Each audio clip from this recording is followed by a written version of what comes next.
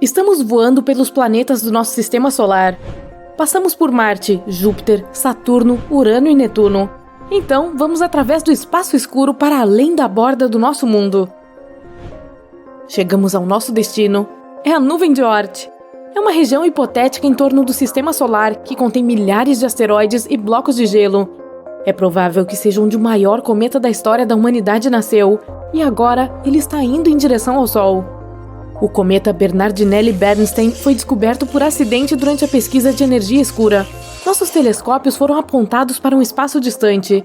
Seu principal objetivo era aprender mais sobre como o universo estava se expandindo. Os astrônomos também queriam fazer um mapa mais detalhado do universo observável. Os cientistas analisaram mais de 80 mil imagens e encontraram um objeto em movimento. Ele estava assustadoramente perto do nosso planeta natal.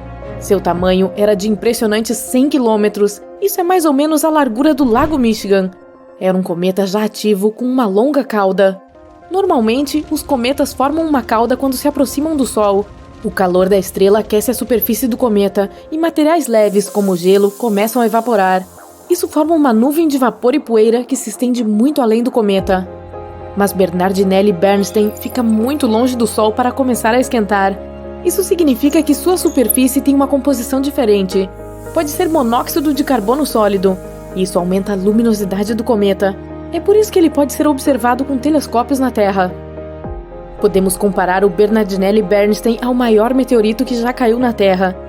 Cerca de 66 milhões de anos atrás, nosso planeta foi atingido por um meteorito com cerca de 10 quilômetros de largura. Naquela época, a onda de choque da colisão percorreu a Terra várias vezes. As ondas de tsunami causadas pelo impacto foram mais altas do que os maiores arranha-céus, e a energia da explosão incendiou grandes áreas. Quase todas as criaturas vivas, incluindo dinossauros e peixes antigos, deixaram de existir.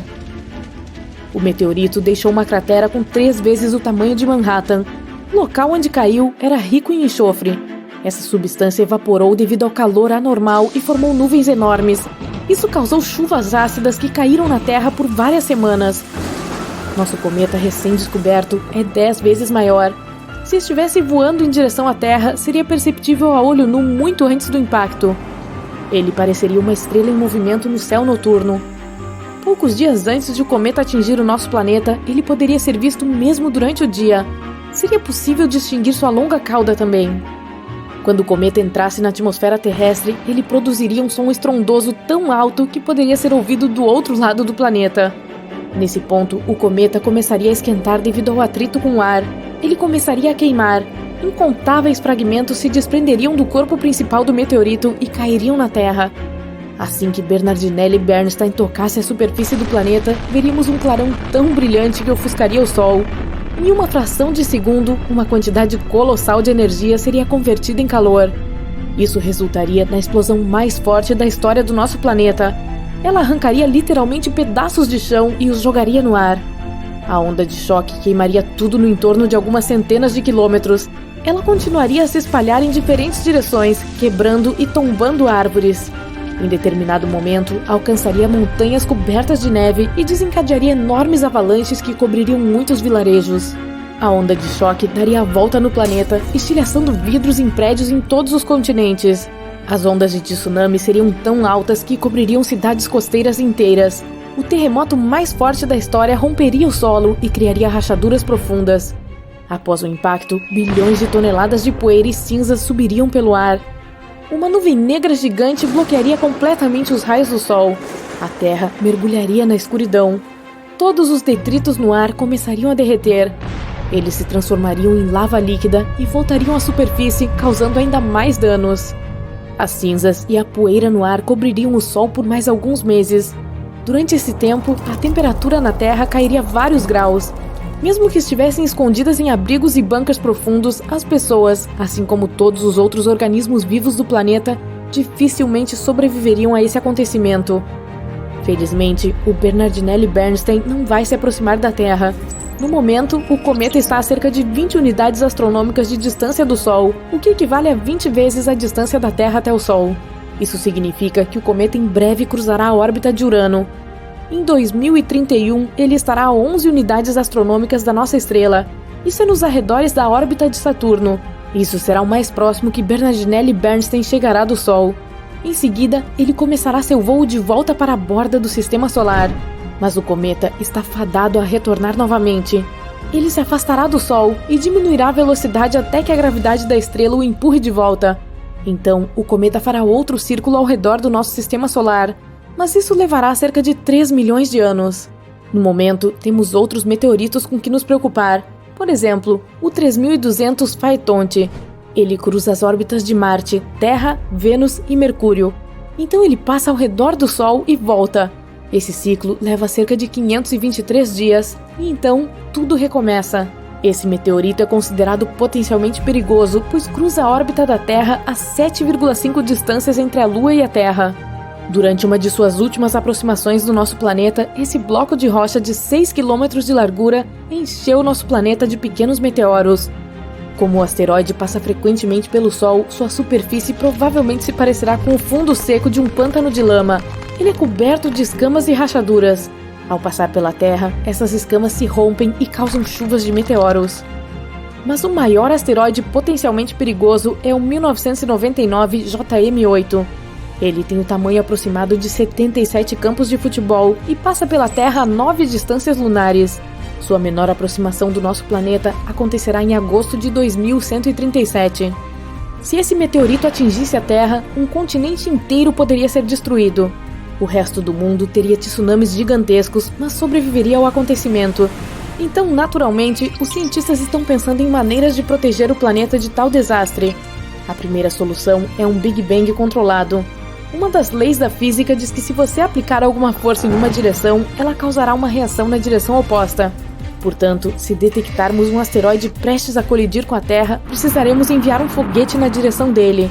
Dessa forma, produziremos uma explosão controlada, não dentro, mas logo acima da superfície do corpo celeste. A explosão será direcionada para cima e o asteroide se deslocará para baixo. Mesmo essa pequena mudança seria suficiente para alterar a trajetória do asteroide, e então ele voaria passando pela Terra. Outra forma é enviar um objeto pesado, como uma nave espacial, em direção ao corpo espacial. Cada objeto pesado tem sua própria gravidade. Portanto, a espaçonave terá que voar perto do asteroide, o que atrairá a nave para sua superfície. Mas os motores da espaçonave resistirão. A nave começará a puxar o asteroide na direção oposta. Isso mudará a trajetória do asteroide e nosso planeta permanecerá intacto. Também podemos colidir o asteroide com a nave espacial. BAM! Ou podemos construir uma estação espacial, como a EEI. Ela seria equipada com um monte de lentes de aumento enormes. Enviaríamos a estação para mais perto do Sol e começaríamos a procurar asteroides potencialmente perigosos. Em seguida, apontaríamos todas as lentes para que os raios do Sol se concentrassem na rocha gigante. O calor começaria a evaporar a matéria da superfície do asteroide. É aí que a física entraria em jogo novamente. A matéria evaporaria para cima e o asteroide se moveria para baixo.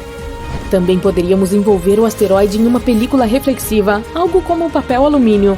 Normalmente, os corpos espaciais absorvem a maior parte dos raios solares. Mas se o asteroide fosse coberto por alumínio, os raios iriam refletir na sua superfície. Isso criaria uma força de tração fraca, que deve ser suficiente para evitar a colisão. E, é claro, poderíamos anexar motores de foguete ao asteroide. Dessa forma, poderíamos não apenas alterar sua trajetória, mas também controlá-la. Mas isso dependeria do tamanho dele e do número de motores. E então, poderíamos usar essa rocha maciça para lançá-la em outros asteroides maiores. Era dia 2 de setembro de 1859. As pessoas em toda a Europa e América do Norte acordaram à noite, confusas e ainda cansadas. Elas tinham certeza de que já era de manhã. Estava tão claro lá fora, mas quando olharam pelas janelas, descobriram que não era a luz do sol. O céu estava iluminado por incontáveis auroras intensas, vermelhas, verdes e roxas, e tão brilhantes que era possível ler um livro tão facilmente quanto durante a tarde. As auroras apareceram até mesmo em regiões onde nunca haviam sido vistas antes, como Cuba, Bahamas, Jamaica e Havaí. Não eram apenas os efeitos visuais incríveis que impressionavam e horrorizavam as pessoas. Os equipamentos de maior alta tecnologia da época, os fios de telegrafia, entraram em curto na Europa e nos Estados Unidos. Faíscas voavam dos dispositivos, e muitas pessoas que os operavam sofreram choques elétricos. Os papéis nos escritórios de telegrafia pegaram fogo. Todas as máquinas foram desconectadas imediatamente de suas baterias. E elas, mesmo assim, continuaram enviando mensagens. Os incêndios provocados por curtos-circuitos espalharam-se por grandes áreas. As luzes coloridas continuavam dançando nas alturas. Tudo isso causou pânico e confusão total. Os habitantes da Terra nunca tinham visto nem passado por nada parecido antes. Naquela época, poucas pessoas sabiam que o Sol era o culpado por esse caos. Uma delas era o astrônomo inglês Richard Carrington. Por volta das 11 horas da manhã do dia 1º de setembro, o homem estava parado ao lado do telescópio em seu observatório particular. Ele estava observando as manchas solares na superfície do Sol. De repente, surgiram duas manchas de luz branca intensa. Elas pareciam tão brilhantes quanto a luz solar direta. Naquele momento, o astrônomo não sabia da terrível comoção que essas chamas causariam. Mais tarde ficou claro que o Sol havia produzido uma tempestade geomagnética épica que voa em direção à camada protetora do nosso planeta, onde, após ondas de partículas carregadas, se chocaram contra a atmosfera terrestre. O campo magnético do planeta não era forte o suficiente para detê-las. Ele cedeu e a tempestade atingiu a Terra, causando estragos. Esse fenômeno recebeu o nome de Evento Carrington. Até agora, foi a pior tempestade solar já registrada. Ainda bem que aconteceu quando as pessoas não tinham tecnologias avançadas e não eram tão vulneráveis à fúria geomagnética do Sol. A tempestade solar de 1859 foi 3 vezes mais forte do que a que aconteceu no dia 13 de março de 1989. 3 dias antes de começar, os astrônomos observaram uma erupção enorme na superfície do astro-rei. Em poucos minutos, uma nuvem de gás de 1 bilhão de toneladas foi lançada para longe da estrela. Ela veio direto para o nosso planeta a uma velocidade de milhões de quilômetros por hora. Na segunda-feira, dia 12, a enorme massa de plasma solar atingiu o campo magnético da Terra. Esta tempestade foi tão violenta que proporcionou auroras espetaculares e criou correntes elétricas subterrâneas sob a América do Norte. Elas devem ter encontrado algumas vulnerabilidades na rede elétrica de Quebec, Canadá. Em menos de 3 minutos, toda a cidade ficou sem energia. Milhões de pessoas ficaram nas ruas escuras como breu, em edifícios sem luz e presas em elevadores. Acordaram com as casas geladas, sem poder preparar o café da manhã. Nas 12 horas seguintes de apagão, empresas, aeroportos e escolas fecharam, assim como o metrô de Montreal. Nos Estados Unidos, centenas de redes elétricas começaram a ter problemas minutos depois que a tempestade atingiu a superfície da Terra. Felizmente, nenhum desses problemas levou a um apagão. A tempestade foi forte o suficiente para interromper os sistemas de comunicação via satélite e sinais de rádio. Alguns satélites espaciais ficaram fora de controle por algumas horas. Muitos deles tiveram problemas misteriosos que desapareceram assim que a tempestade começou a diminuir. Nenhum jornal mencionou isso, mas em 2012, a Terra escapou por pouco de ser atingida por uma tempestade solar extrema, a mais intensa dos últimos 150 anos. No dia 23 de julho, os astrônomos do Centro de Previsão do Tempo Espacial, no Colorado, avistaram 2 nuvens de partículas energéticas. Elas foram ejetadas da superfície do Sol e dispararam para o espaço. Apenas 19 horas depois, passaram rapidamente pelo local onde nosso planeta estava. Se a erupção solar tivesse ocorrido vários dias antes, a Terra teria acabado na linha de fogo. Então, o que aconteceria se uma tempestade solar tão forte quanto o icônico evento Carrington acontecesse hoje em dia? Que danos ele causaria? Nossa vida voltaria aos trilhos após um desastre desses? Antes de descobrir as respostas para essas perguntas, vamos descobrir o que é uma tempestade solar. O Sol é uma gigantesca bola de gases fundidos em constante mutação. De vez em quando expele rajadas de energia, as erupções solares. Elas geralmente andam de mãos dadas com algo chamado ejeções de massa coronal, que são bolhas gigantes de gás ionizado que podem acelerar até mais de 966 km por segundo. As erupções vulcânicas mais fortes não são nada em comparação com as solares, que liberam 10 milhões de vezes mais energia. Em poucos minutos, uma delas pode soltar bilhões de toneladas de partículas carregadas. Também são incrivelmente quentes, com temperaturas atingindo vários milhões de graus Celsius. Os astrônomos acreditam que tais explosões de radiação solar acontecem quando o campo magnético do Sol fica torcido em algumas regiões. Em um momento, toda a energia reprimida é liberada. A estrela envia luz e partículas, principalmente elétrons e prótons.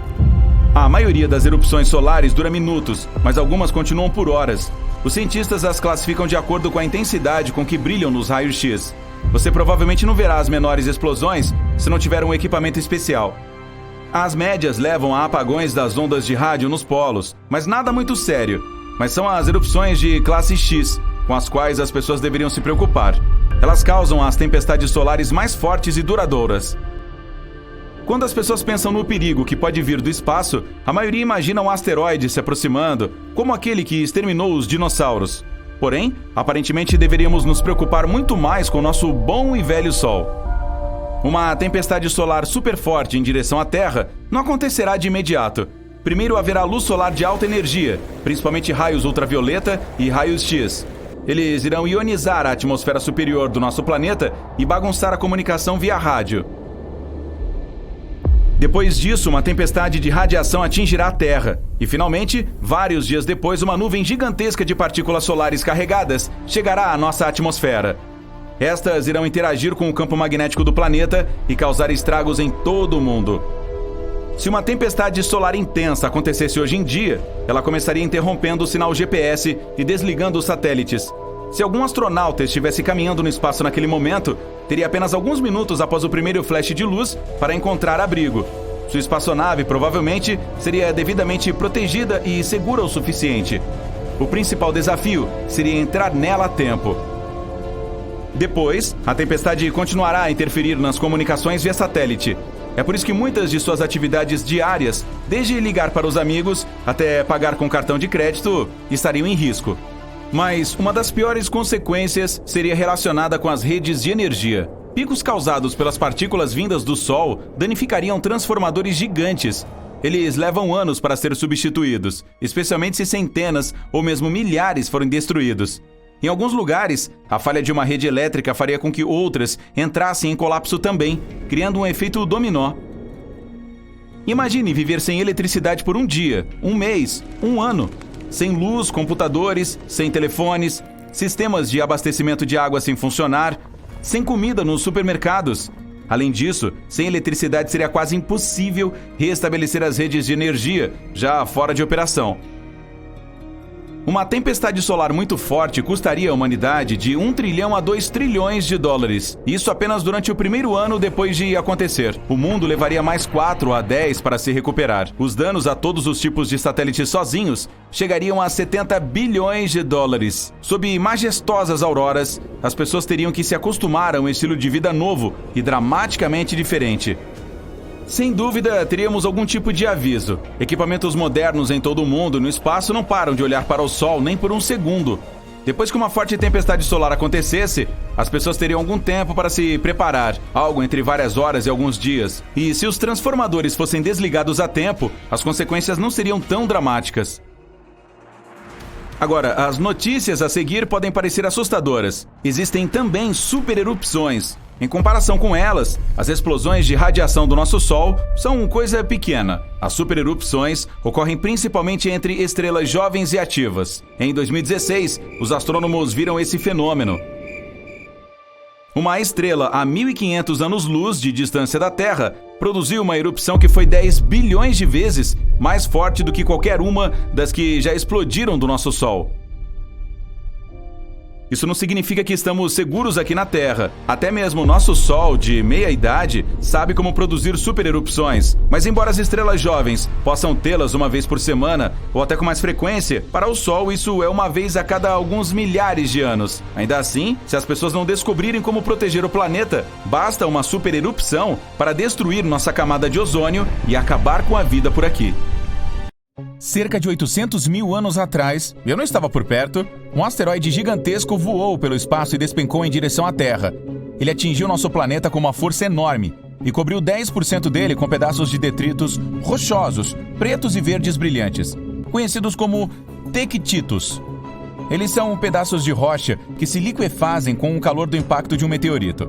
Em seguida, esfriam e ficam parecidos com seixos escuros e vítreos. Uma trilha desses tectitos espalhou-se pelo sudeste da Ásia e chegou ao leste da Antártica. É assim que os cientistas sabem que aconteceu a queda de um meteorito gigante. Eles passaram quase 100 anos tentando encontrar a cratera gigantesca causada pelo impacto. Mas os tectitos estavam muito espalhados, por isso não se conseguia identificar a localização exata, até recentemente. Uma equipe de especialistas de diferentes universidades tentou descobrir o marco zero do impacto do meteorito. Eles investigaram várias crateras na China e no Camboja, mas nenhuma parecia ter sido criada pela queda de um meteorito. Os especialistas então decidiram investigar o Laos, país onde foi descoberto o maior e mais concentrado número de tectitos. Após eliminar todas as crateras visíveis, a equipe surgiu com uma nova teoria. E se o local estivesse escondido por algo? Em busca dele, os cientistas mediram as leituras da gravidade em diferentes partes por todo o Laos. No lugar onde havia uma antiga erupção vulcânica, abaixo de camadas espessas e densas de lava vulcânica resfriada, eles descobriram uma grave anomalia gravitacional. Uou! Tratava-se de uma cratera grande e alongada, com mais de 90 metros de profundidade, se espalhando por 13 quilômetros de largura e 18 de comprimento. Com base na localização e no enorme tamanho do buraco, os cientistas acreditam que seja o local do impacto do antigo meteorito.